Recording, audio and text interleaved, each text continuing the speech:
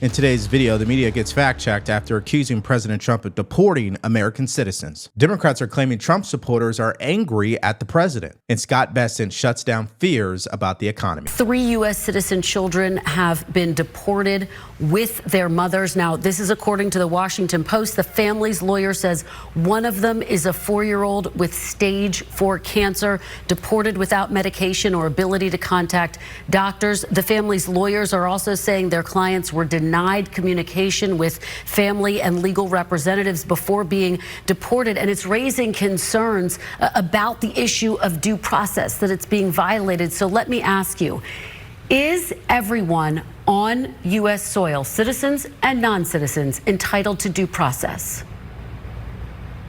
Yes, of course. But let me tell you, it looks in immigration standing, the laws are very specific. If you're in this country unlawfully, you have no right to be here and you must be removed. That's what the law says. Somehow over the last 20 years, we've completely lost this notion that somehow or completely adopted this idea that, yes, we have immigration laws, but once you come into our country illegally, it triggers all kinds of rights that can keep you here indefinitely. That's why we were being flooded at the border. Okay, so let me just pause this just briefly here to explain the context. In this first story, Marco Rubio has to fact check Miss Welker there, because that's what the media likes to do. They will take a story and turn it into something that it's not, which in this case, it's Trump is deporting American citizens who are 2, 4, and 7 years old. But when you actually dive into the facts, that's not actually the case. And I'll show it to you here shortly, but let's first hear what Marco Rubio has to say in response. On the headline, that's a misleading headline. Okay, 3 U.S. citizens, ages 4, 7, and 2, were not deported. Their mothers, who are legally in this country, were deported. The children went with their mothers. If those children are U.S. citizens, they can come back into the United States if there's their father or someone here who wants to assume them. But ultimately, who was deported was their mothers who were here illegally. The children just went with their mothers. But it wasn't like, you guys make it sound like ICE agents kicked down the door and grabbed the 2-year-old and threw him on an airplane. That's misleading. Yeah. That's just not true. Just to be clear, because I do want to get to the overhaul at the State Department, is it the U.S. policy to deport children, even U.S. citizens, with their families, and I hear what you're saying, without due process? Just to be very clear there.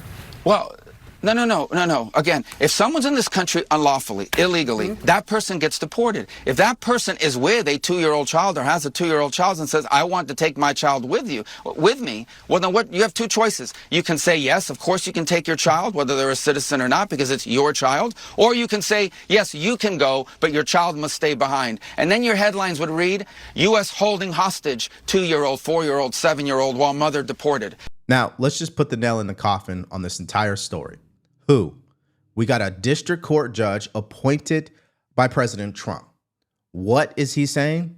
He's claiming that what the DOJ lawyers are saying is false. It's not true that the child wanted to be deported with her mother, or that the mother requested that if she was going to be deported, that she take her child with her. He's not buying that story. And I'll give you the quote from him directly. He says this: the government contends that this is all okay because the mother's wishes that the child be deported with her. But the court doesn't know that. So what do the lawyers have to say in response? We're talking about the DOJ. They produced a letter written in Spanish from the child's mother that read, quote, I will take my daughter with me to Honduras. What more evidence do you need, Judge, to let this case be what it is? It's a mother who's an illegal alien who is getting deported. She requests her child to go with her. End of story. Why are we turning this into something that it's not? And here's what Chuck Schumer had to say this morning about this story. A judge overseeing one of the cases expressed his, quote, strong suspicion that the government just deported a U.S. citizen with no meaningful process. If that's the case, and the federal government deported U.S. citizens with no due process, what can you, as one of the top elected officials in the country, do about it? Well, first, what he's doing here is just outrageous and against every iota of what Americans believe. And this is not the only instance. There are reportedly other instances where U.S. citizen children were deported without any due process. Due process is a hallmark of what our country is all about, rule of law, and ICE and Trump seem to break it in every single way. He believes he's a king. He is not. And the American people are totally against what he is doing in this regard. All right. Well, before I even respond to what Chuck Schumer had to say, will you do me a favor, please? Like, share, and subscribe to our channel. If you do want to support us further, all you have to do is go to the link in the description below and buy us a cup of coffee. So can you guys answer this question in the comment section for me? What is the due process for a 2-year-old whose mother is an illegal alien? According to what I'm hearing from Chuck Schumer, and I'm just speculating here, that the 2-year-old needs to go to the courtroom and speak in front of a judge. I'm not understanding. Can the 2-year-old say which parent that they want to stay with? Is a 2-year-old allowed to do that at that age? Or is the due process when the mother writes a letter in her own native language stating that she wants to take the child with her back to Honduras? Please, can someone make sense of this? Now, this actually takes us to our next story. Late last night in Colorado, DEA agents raided an illegal nightclub in Colorado Springs and arrested over 100 illegal aliens. Take a look.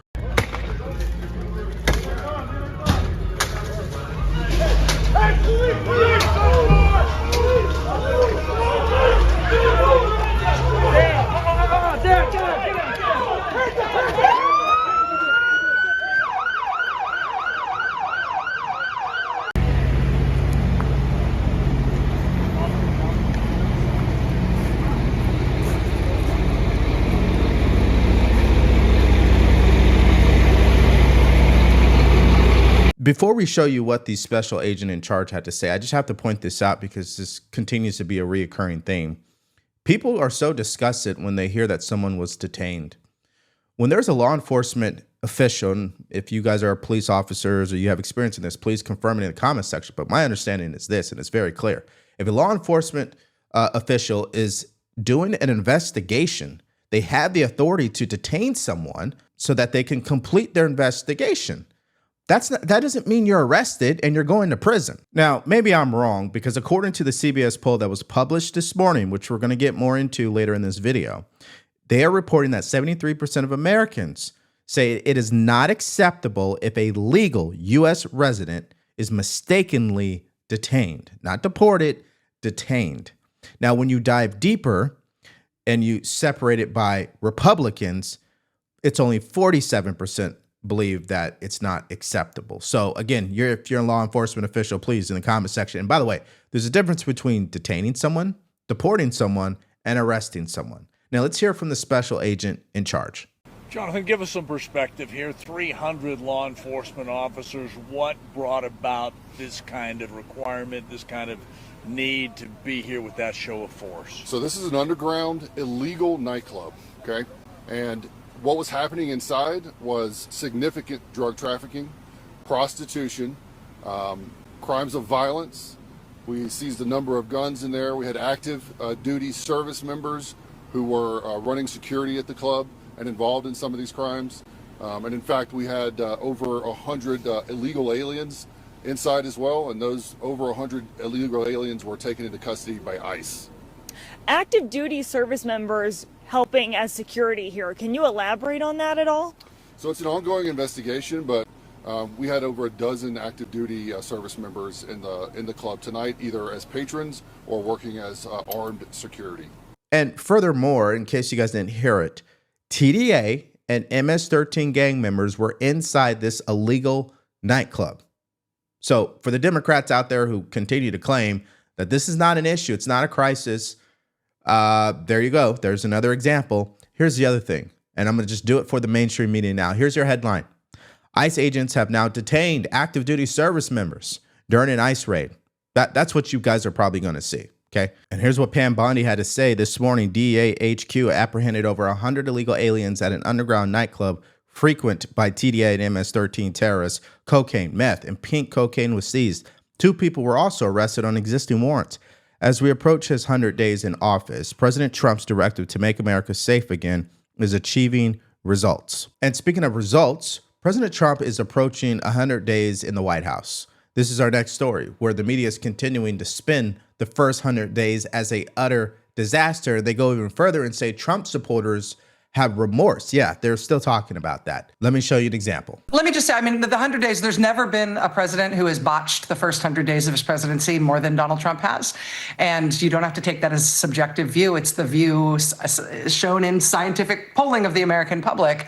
The public is deeply, deeply, deeply against what Trump is doing. The Pew poll that came out this week, he's minus 19 points underwater in terms of his approval rating. If you ask the American people about what they feel about his handling of every single issue that you can poll on, he's underwater on every single one of them.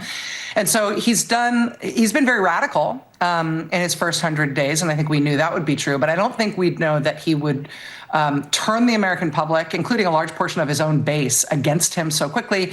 Obviously, Democrats love saying those words that Trump supporters are now angry at him and they are turning on him, because for Democrats, that's what they want to believe. So it doesn't matter if it's true or not. They want it to be true, so they will obviously be energized by that.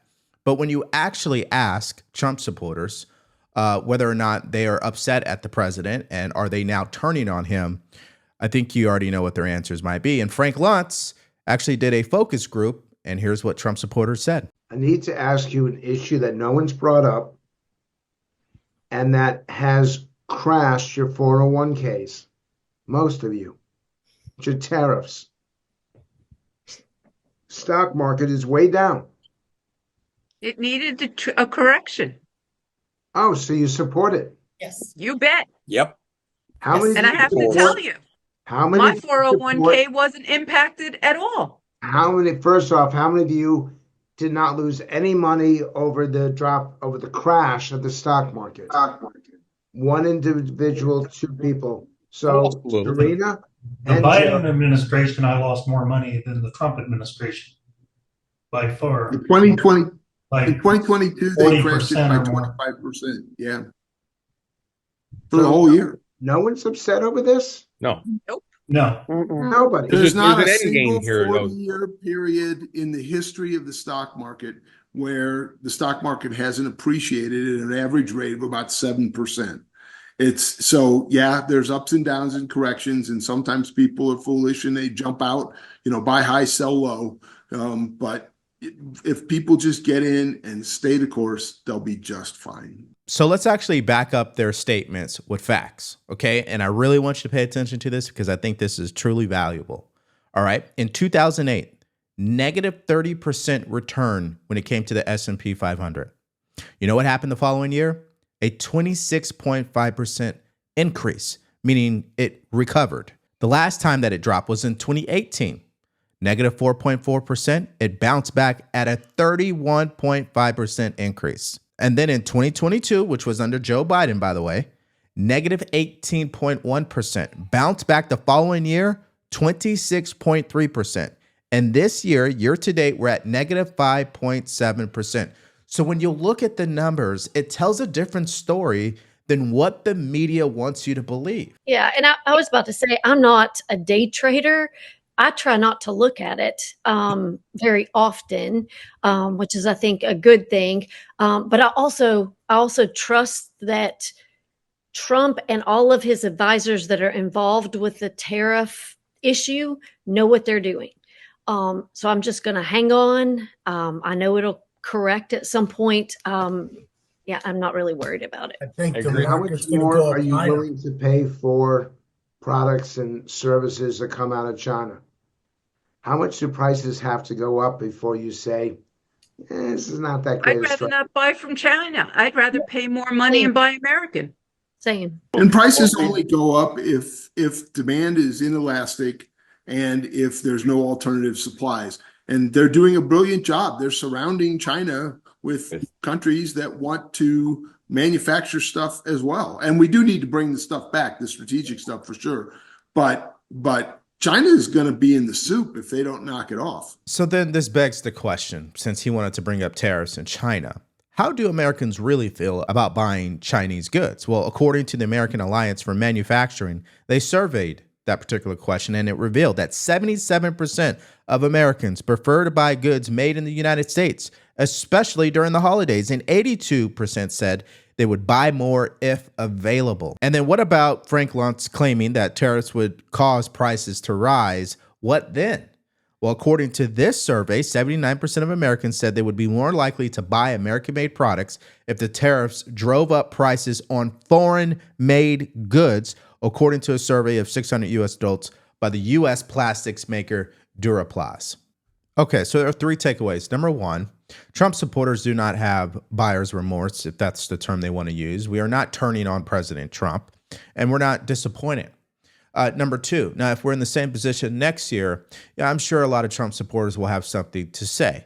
But we are giving the president the benefit of the doubt because he deserves it. And it's only 100 days, by the way. Now, that doesn't mean he's without criticism. There's definitely plenty of things we would do differently, especially when it comes to messaging. There's certain people I wouldn't put in front of a camera. That's just me. But number three, we need to trust the American people. They clearly want to buy American-made products, but they're not available. And this leads us to a statement from Scott Bessent today, the Treasury Secretary, where I think he sums up exactly where we're headed. If the goal is to get countries to stand with us against China, does it worry you at all that investors seem to be losing confidence in the U.S.? Well, again, you're saying losing confidence, and I don't think that this is necessarily losing confidence. And anything, I've been in the markets for 35, 40 years, anything that happens over a 2-week, 1-month window can be either statistical noise or market noise. And we're in this for the long term. And the important thing is that we are setting the fundamentals for a strong dollar, a strong economy, strong stock market, and for investors to know that the U.S. government bond market is the safest and soundest in the world. Right now, the U.S. has a barbell economy. We have a very advanced financial system. We have the exploration and development that is the envy in the world. On the other side, we are a natural resource economy led by energy, which the previous administration tried to stifle. And in between is where working class Americans have lost out. And we want to bring back these manufacturing jobs or create these manufacturing jobs of the future. And we are meeting with companies that want to do this every day. So this is an example where the Trump administration is doing the right thing policy-wise, but politically, they're running out of time because the midterms is next year. And so they have to show results, right? Results would look like what? Signed trade agreements with major countries, lower mortgage rates, the tax cuts made permanent, especially when you're talking about no tax on Social Security, tips, or overtime. If he's able to pull all that off, that's great. Because the warehouses and the companies, that's going to take multiple years. They're not going to have that done by next year. It just doesn't work that way. Inflation is down, rates are down, gas prices are down. I think what you're going to see, and I think what was revealing in Scott Bessent's interview, is the next 100 days, which is the rebuilding 100 days, which is cutting deals on the tariffs, which is calming people down as far as where we're going in the economy, the tax cuts that are probably likely coming to the economy. I think the one thing you can say about President Trump is that he's doing exactly with what he said he was going to do. And this is why President Trump should get the utmost respect and patience, because he's actually doing what he said he was going to do. You tell me the last politician that actually did exactly what they said they were going to do.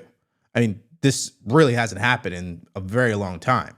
And that's why you're seeing on the screen here, 87% of Trump voters agree. He is keeping his campaign promises. Now it's time to get your reaction in the comment section below. And I want you to let me know how you feel about the 2, 4, and 7-year-olds that were deported along with their mothers. Yes, their mothers were illegal aliens. Do you believe they got due process? Or do you believe that President Trump, according to the media, is purposely targeting American citizens, particularly American children? Let me know what you guys think about that story in the comment section below. Now, yesterday, which is really entertaining if you ask me, AOC was humiliated by Democrats. They're actually laughing at her presidential campaign and her soft announcement. If you missed out on that story and more from yesterday, all you have to do is click on that video because it's coming up right now.